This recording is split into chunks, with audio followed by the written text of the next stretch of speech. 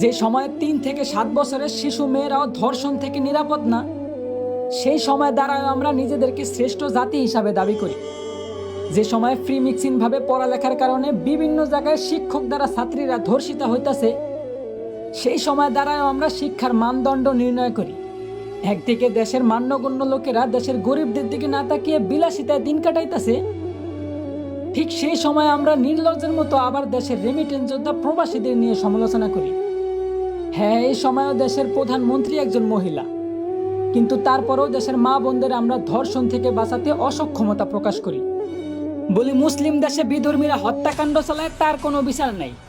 সংখ্যায় বেশি আর দেশটা মুসলমানদের হওয়া সত্ত্বেও প্রতিবাদ করার মতো কেউ নাই।